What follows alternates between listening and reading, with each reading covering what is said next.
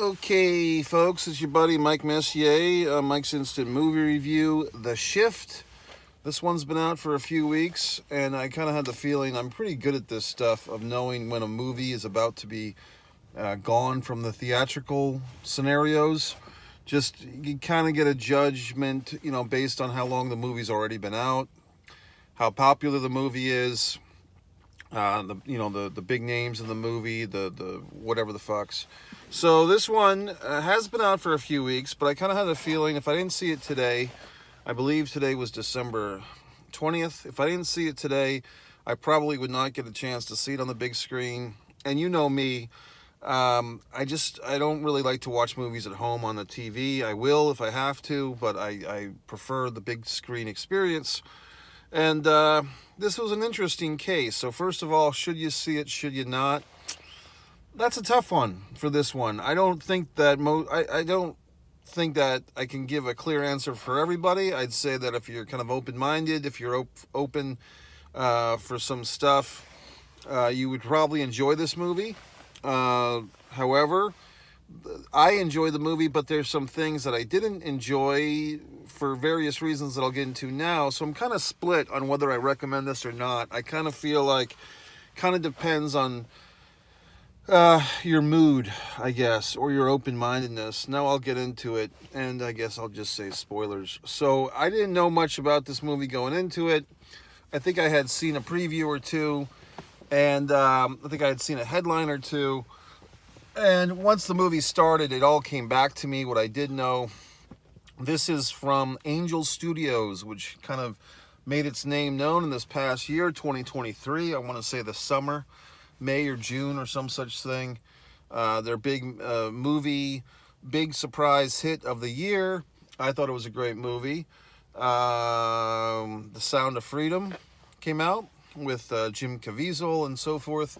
And I don't know why that movie is controversial. I mean, I can see where, whatever the fuck. But I mean, I thought the movie was really great. And I thought Caviezel, in any other circumstance, could be nominated for Best Actor Oscar for Best Actor, but I guess it's a political thing now. I don't know, but I thought he did a great job in that movie. So this is the same studio. So this studio, apparently it's trying to, it's not trying to, it's in the process of making a name for itself as being one of these Christian-based film companies. However, in the past, Christian movie fare has kind of been like, what's the Kirk Cameron series, Left Behind? Stuff like that, where it's, not to say cheesy, but a little, I don't know, just there's a certain flavor of these Christian movies, which Angel Studios is kind of, I would say, different than. Not to say better than, but different than. It doesn't feel necessarily like a Christian film in a lot of ways. Like this one, and I did do a review if you want to see my thoughts on the Caviezel movie from this past year. But this one, it does really feel like a sci-fi movie, or, a sci-fi, dystopian sci-fi movie. And what probably I didn't like about this movie is really unfortunate at its core. They can't really do anything about it because that's what the whole movie is. It's another multiverse movie. It's another fucking multiverse movie, but the wrinkle in this one is the devil, as they call him in this one. Neil McDonough, the actor, does a great job, I thought. They kind of use the pseudonym The Benefactor for the devil in this one. And I just kind of felt like, once we started going and once we started seeing things like the multiverse was clearly illustrated, like we're in a multiverse movie and there's different variations of people, and every time you make a choice, there's another variant. I guess it kind of upsets me because I did write my novel, A Distance from Avalon, which alluded to this same type of thing. I'm actually going to do a rewrite of my novel to eliminate in this universe. I'm going to do a rewrite of my novel to take out the multiverse part because I'm so sick of fucking multiverses and every goddamn thing. Here's Marvel with Marvelverse, and here's DC with its DCverse, and everyone's got a goddamn multiverse. I'm sick of it. So I'm in the fucking version of reality where Mike is sick of the fucking multiverses, okay?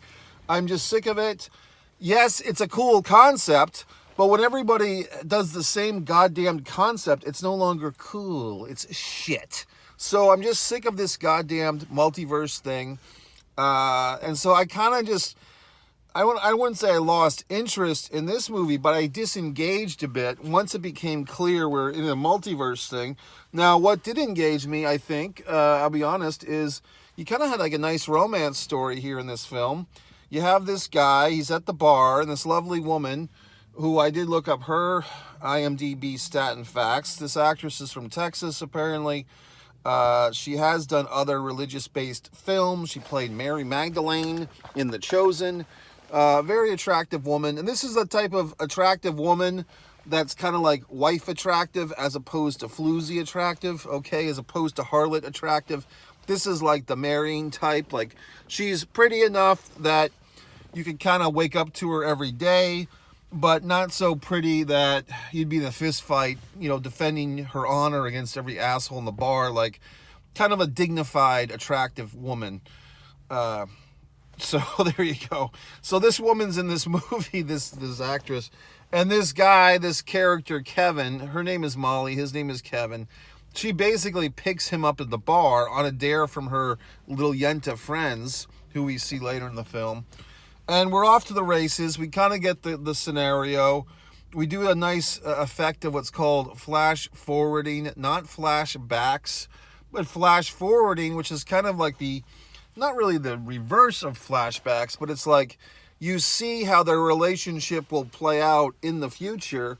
And apparently Kevin and Molly have themselves a wedding and a family, and they have a son that dies. And that's I mean, if you've seen my previous Mike's Instant Movie Reviews, I talk about certain film cliches that are just so accepted. One of them is the tragic car accident. Like, if you just need to have some tragic thing that killed somebody important, just throw them in a car accident and kill them. It's like the easiest thing. We can all relate to it. Oh my God, the tragic car accident. And I talked about Save the Cat, Blake Snyder, in one of my Instant Movie Reviews recently. His wonderful novel on screenwriting. And there's another thing which is kind of like beyond the Save Cat.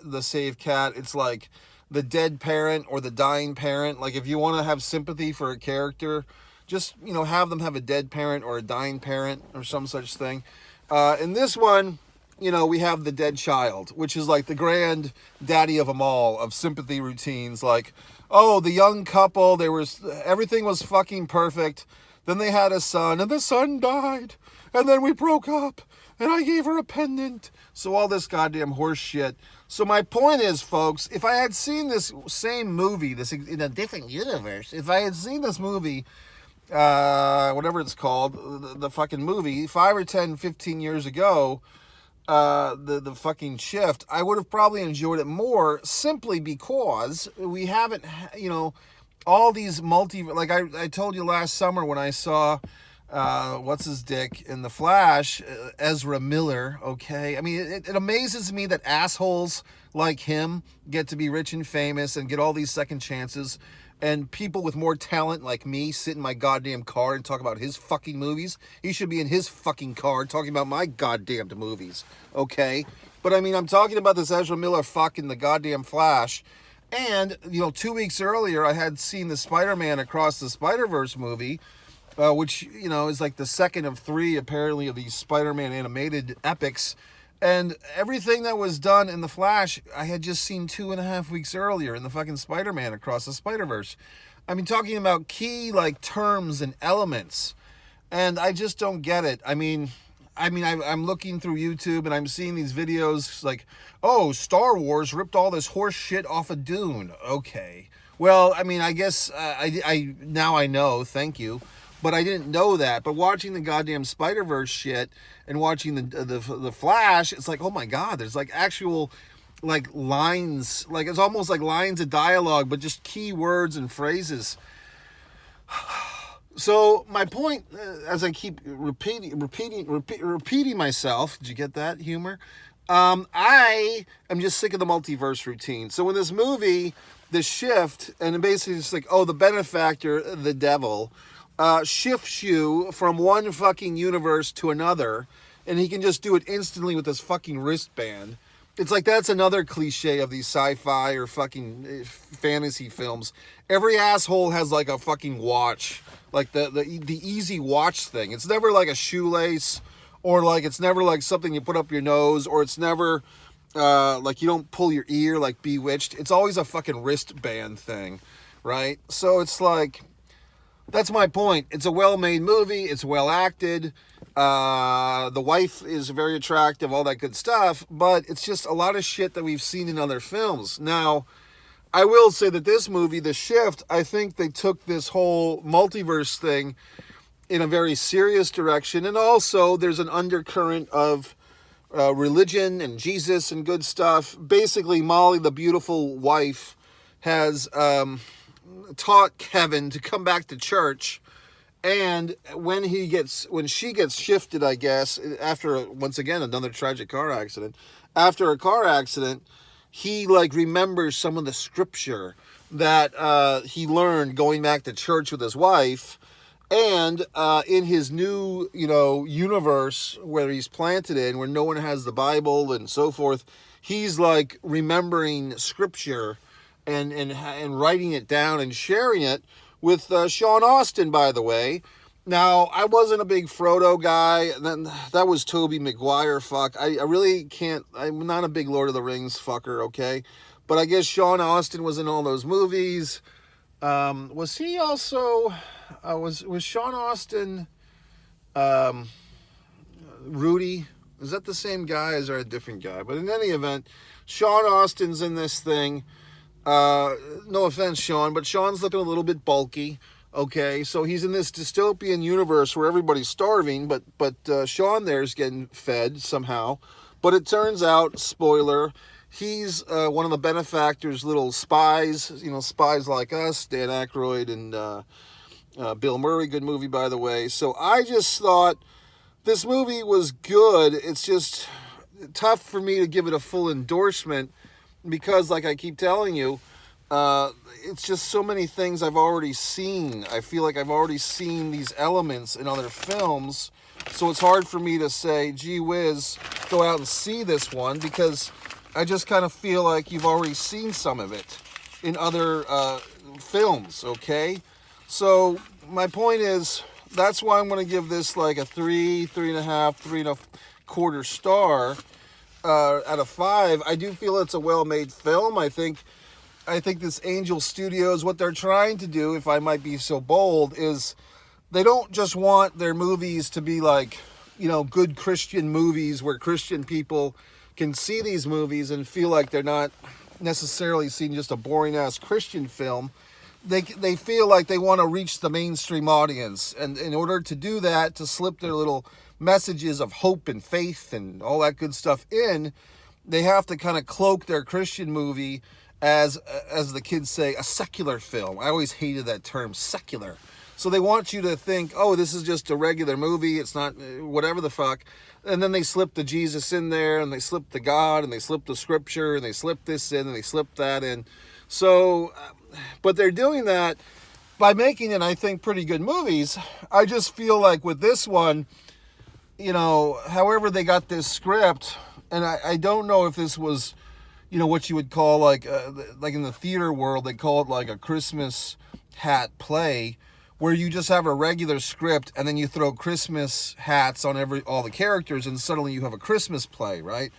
So I don't know if this movie was kind of like that, because I could kind of see where the benefactor, maybe in another script, like it wasn't even the devil, it was just the bad guy, and they just kind of threw the wrinkle of him being the devil on there, and then like the scripture stuff, which a lot of it is just kind of, thrown into the movie at various points, like text on the screen.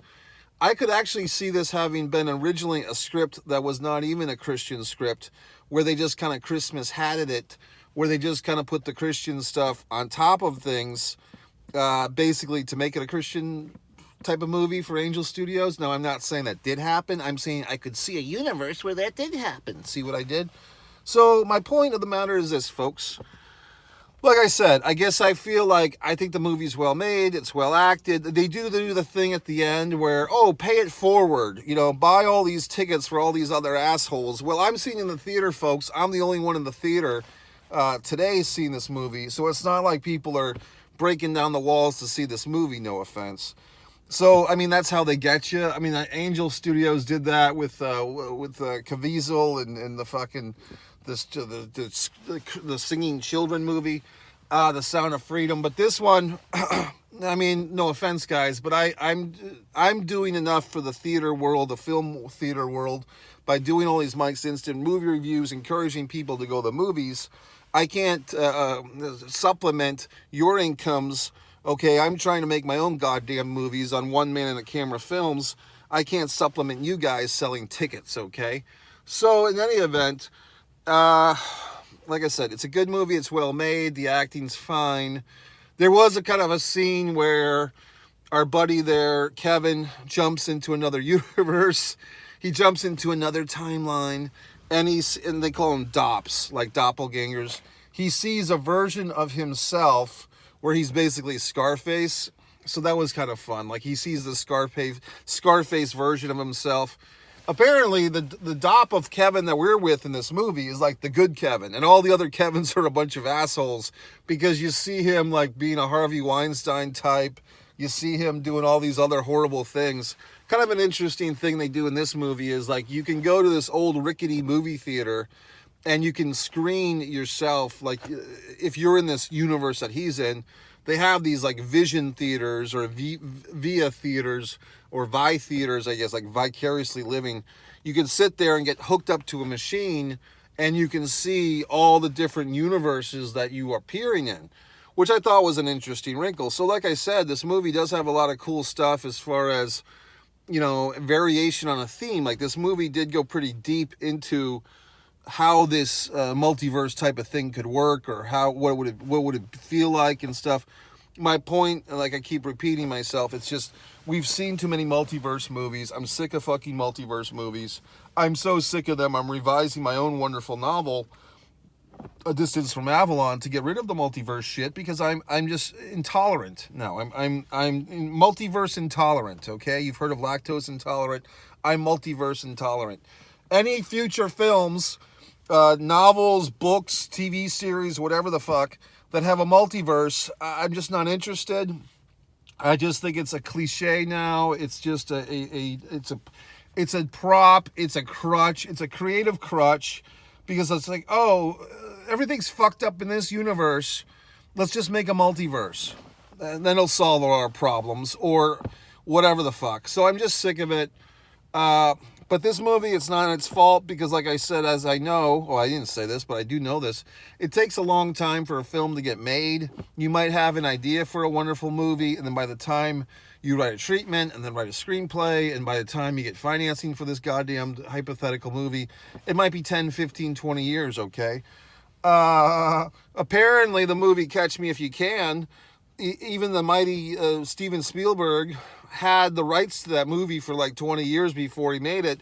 I saw some other asshole on YouTube deconstructing the whole movie, Catch Me If You Can, saying it was all a bunch of horse shit, that the guy made up all these stories and he really didn't do half the things, or 2/3 or 3/4 the things that he said he did.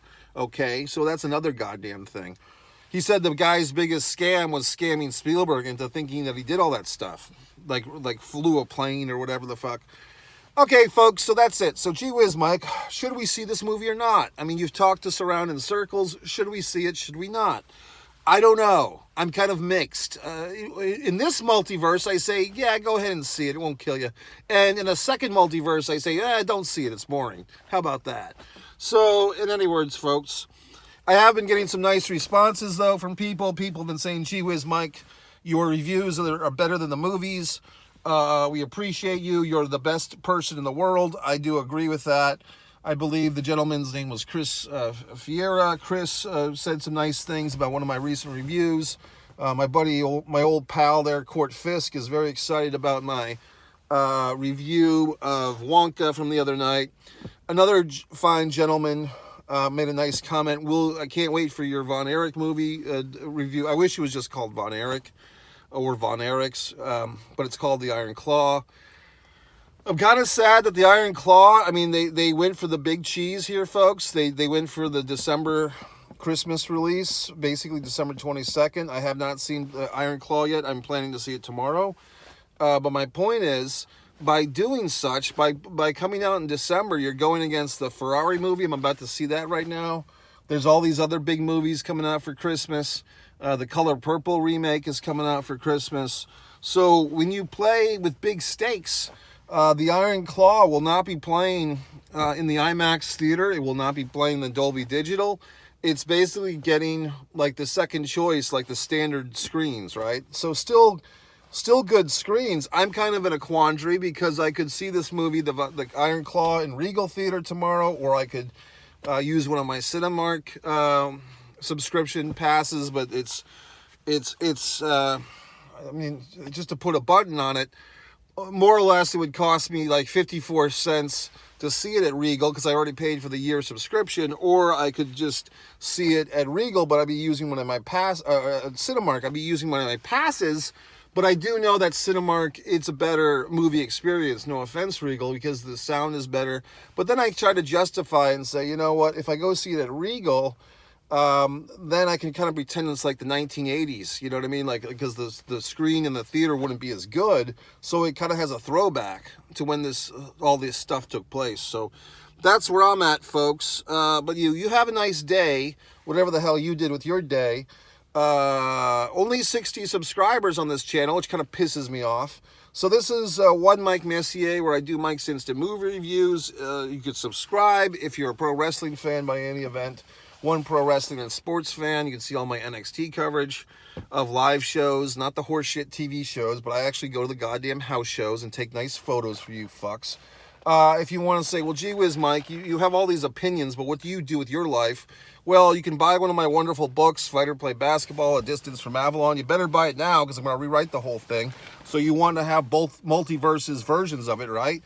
And you can also go to One Man and a Camera Films, watch all my 73 award-winning productions, 73 awards across all my productions and so forth. So that's it, folks. MikeMessier.com. I still don't know. I'm still multiversed about this.